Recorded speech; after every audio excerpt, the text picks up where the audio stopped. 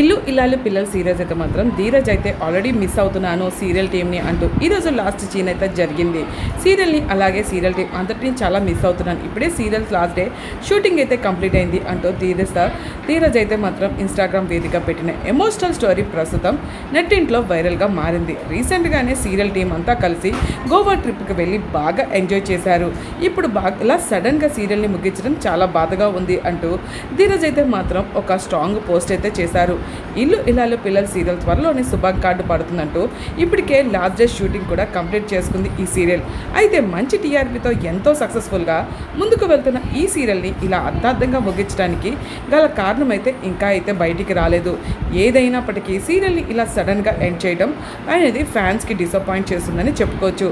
సీరియల్ని ఇలా సడన్గా ఎండ్ చేయడానికి గల కారణం ఏంటా అని సోషల్ మీడియా వేదికగా serial fans and followers comments అయితే మాత్రం షేర్ చేస్తున్నారు.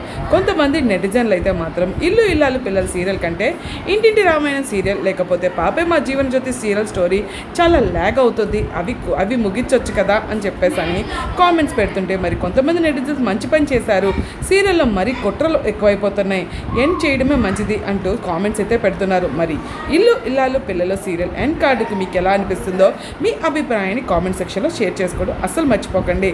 అలాగే మీరు ఎంతమంది ఈ సీరియల్ని మిస్ అవుతున్నా కూడా కామెంట్ చేయండి.